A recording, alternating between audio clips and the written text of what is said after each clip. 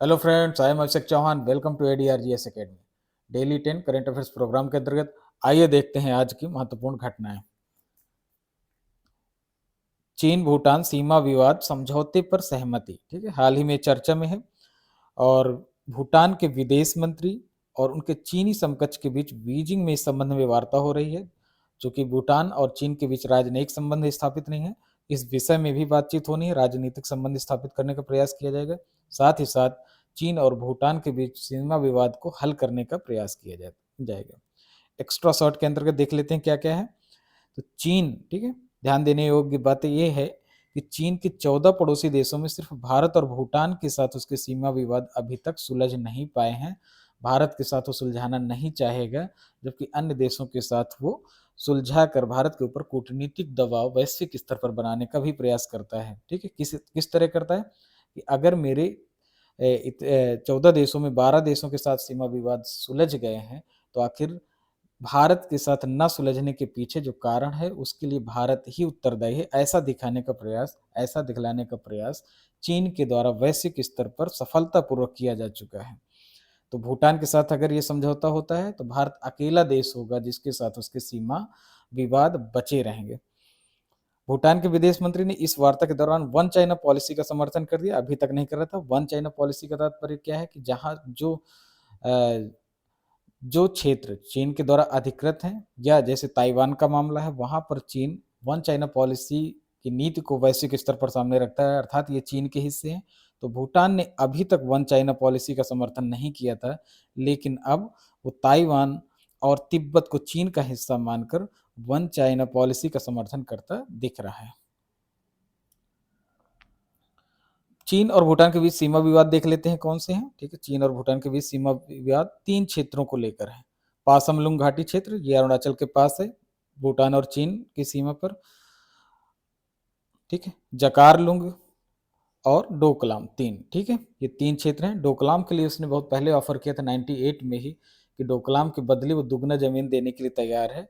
लेकिन डोकलाम भारत के मामले में बहुत ही महत्वपूर्ण है, भारत की रक्षा चुनौतियों के लिए बड़ा महत्वपूर्ण है। अगर चीन की उपस्थिति डोकलाम में होती है तो भारत के चिकन स्नेक को हमेशा सुरक्षा संकट पैदा होता रहेगा। चिकन स्नेक क्या है, जो नॉर्थ ईस्ट से भारत को जोड़ता है, कनेक्ट करता है, बहुत ही छोटी पट्टी है। अगर डोकलाम पर चीन की उपस्थिति होती है तो ये हिस्सा खतरे में पड़ने के इस हिस्से के खतरे में पड़ने के पूरे चांस हैं। ठीक है, तो भारत डोकलाम को लेकर काफी संवेदनशील है। और जब इससे पहले डोकलाम में चीनी संघर्ष की स्थिति पैदा हुई थी भूटान के साथ, तो भारत ने इसमें हस्तक्षेप भी किया था। ठीक है, तो भारत की चिंता भी मैंने स्पष्ट कर दी। सिलीगुड़ी गलियारा, इसी को चिकन स्नेक बोलते हैं क्योंकि मुर्गी की गर्दन के समान है। ठीक है, आगे चलते हैं। श्रीलंका के द्वारा वीजा मुक्त पर्यटन का पायलट प्रोजेक्ट जारी किया गया है। ठीक है, तत्काल प्रभाव से इसे जारी कर दिया है कैबिनेट ने। श्रीलंका की वीजा मुक्त, अर्थात वीजा की जरूरत नहीं पड़ेगी, ठीक है, पर्यटन के लिए श्रीलंका की अगर आप यात्रा करते हैं। इसका पायलट प्रोजेक्ट जारी किया गया है। और पायलट प्रोजेक्ट के अंतर्गत 7 देश शामिल हैं, जिसमें भारत भी एक देश शामिल है। अन्य देश देख लेते हैं तो चाइना, रसिया, मलेशिया, जापान, इंडोनेशिया और थाईलैंड। ठीक है, और उद्देश्य क्या है, कर्ज में डूबे श्रीलंका के पर्यटन क्षेत्र के प्रयासों को बढ़ावा देना। कर्ज में डूबा है श्रीलंका की आर्थिक स्थिति बहुत ही नाजुक मोड़ पर है। ऐसी स्थिति में पर्यटन के सहारे, क्योंकि पर्यटन के सहारे आर्थिक स्थिति को सुधारने के लिए आगे बढ़ रहा है। ठीक है, पर्यटन के स्तर में एक कदम वो आगे बढ़ा रहा है और उद्देश्य वही है, अपने देश की आर्थिक स्थिति को संभालना। दरअसल 2019 में सीरियल बम ब्लास्ट जो वहाँ हुए, ठीक है, ईस्टर में, संडे ईस्टर को, उसके बाद से श्रीलंका में पर्यटकों की आवाजाही बहुत तेजी से गिरी है।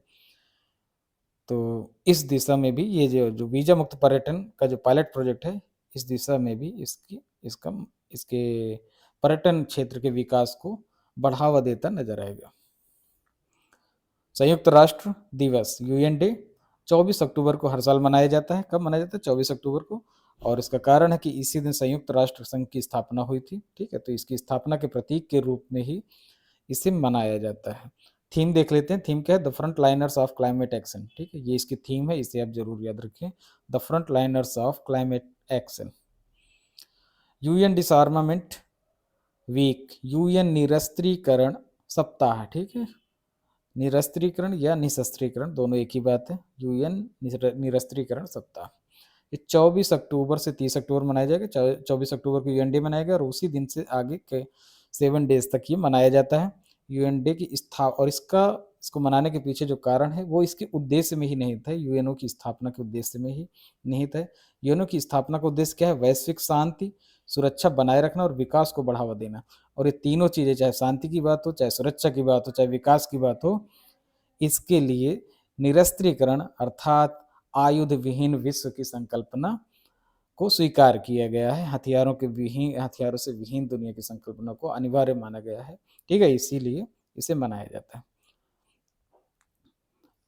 आगे देखते हैं अबू धाबी मास्टर्स 2023। ठीक है, हाल ही में आयोजित हुए, जिसमें विमेंस सिंगल और विमेंस डबल में भारत को उपलब्धियां प्राप्त हुई हैं। मेल सिंगल और मिक्स्ड जो है, इनमें भारत को निराशा हाथ लगी है। तो देख लेते हैं जो उपलब्धियां मिली उनको देख लेते हैं। विमेंस सिंगल में विजेता रहे उन्नति हुड्डा। ठीक, उन्नति हुड्डा ने अपने देश की ही सामिया इमाद फारूकी को हराकर इन्होंने ये विनर बनी है। और विजेता भी आपके भारत के, तो आपके विजेता और उपविजेता दोनों भारत से संबंधित हैं। डबल्स की बात करें तो तनीसा क्रेस्टो और अश्विनी पोनप्पा ने डबल्स जीत लिया है। तो ये अबू धाबी मास्टर्स में आपको 2 अवार्ड मिलते हैं, वीमेंस डबल के और वीमेंस सिंगल के। क्लियर? आगे चलते, महेंद्र सिंह धोनी चर्चा में है क्योंकि लेज के पुनः ब्रांड एम्बेसडर बने, इससे पहले भी थे। ठीक है, लेज के ब्रांड एम्बेसडर बने हैं महेंद्र सिंह धोनी। ब्रांड एम्बेसडर पूछ लिए जाते हैं, इसलिए बस इतना ही जरूरी। और लेज की जो मदर कंपनी है, स्वामित्व किसके पास है? पेप्सिको के पास, अगर आप कुछ इसमें एक्स्ट्रा जानना चाह रहे हैं तो। चेतन भगत हाल ही में चर्चा में है, इनको देख लेते हैं। ये भी ब्रांड एम्बेसडर बने हैं। एक एडटेक स्टार्टअप है हेनरी हार्विन एजुकेशन, इसके ब्रांड एम्बेसडर बनाए गए। हेनरी हार्विन एजुकेशन ये एडटेक स्टार्टअप है। एडटेक मतलब एडवर्टाइजमेंट से नहीं है, ईडी अर्थात एजुकेशन से संबंधित स्टार्टअप है, EDTECH। ठीक है, क्लियर? आगे देखते हैं वैश्विक मीडिया और सूचना साक्षरता सप्ताह 2023। Global media and information literacy week मनाया जा रहा है 24 से 31 अक्टूबर के बीच। 24 से 31 अक्टूबर के बीच मनाया जा रहा है। और इसकी थीम क्या है? डिजिटल स्थानों में मीडिया और सूचना साक्षरता, एक सामूहिक वैश्विक एजेंडा।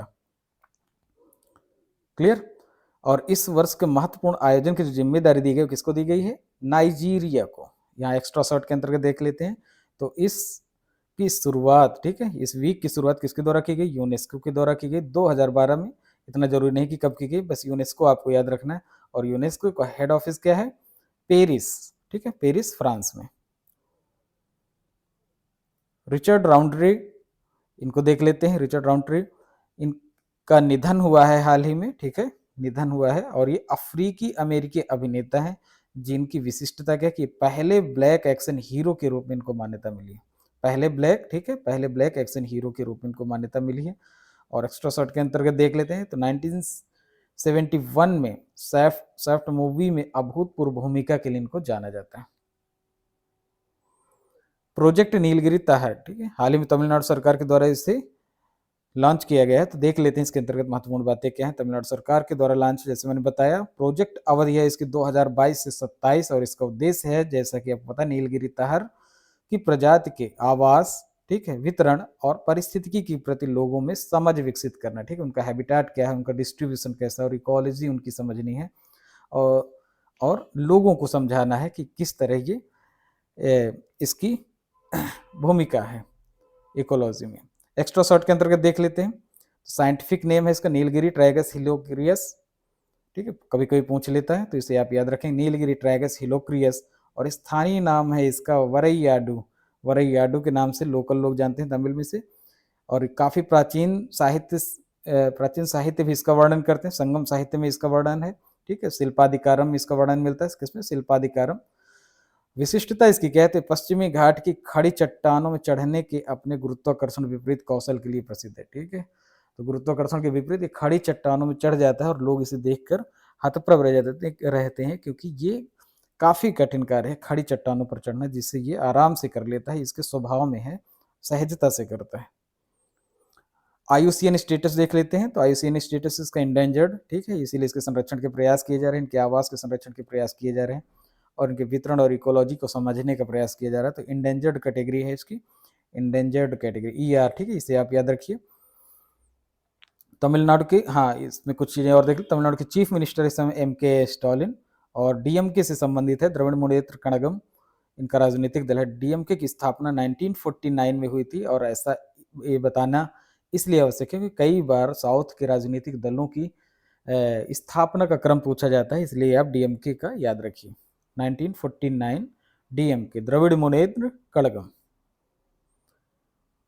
आगे चलते हैं।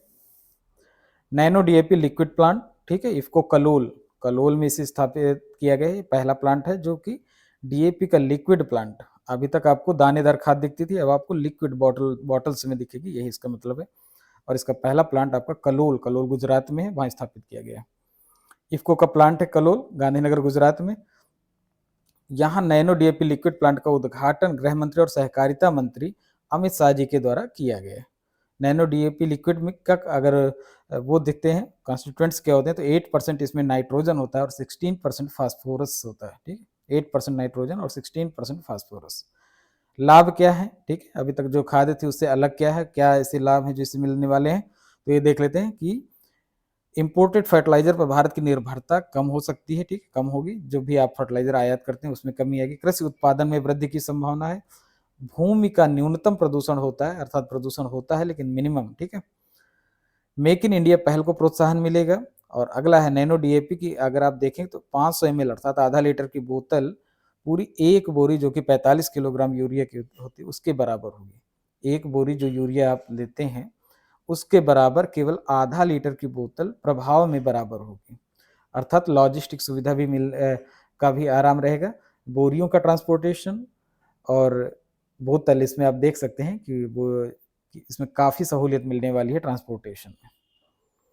एक्स्ट्रा शॉर्ट के अंतर्गत देख लेते हैं। IFFCO has total 5 numbers of fertiliser manufacturing plant, ठीक है, 5 प्लांट हैं फर्टिलाइजर के, इफको के 5 टोटल, ठीक है। देख लेते हैं कहाँ कहाँ पर। कलोल गुजरात में है, आपको पता ही है। कांडला गुजरात, फूलपुर उत्तर प्रदेश, आंवला उत्तर प्रदेश और पारादीप उड़ीसा। तो 2 गुजरात में है आपके, इस तरह भी आप याद कर सकते हैं, 2 उत्तर प्रदेश में और 1 उड़ीसा। साथ ही इसे आप और कर सकते हैं सिंप्लीफाई याद करने के लिए, KAKPPA, ठीक है। कटप्पा का भाई के रूप में इसे याद कर सकते हैं। कलोल, कांदला, फूलपुर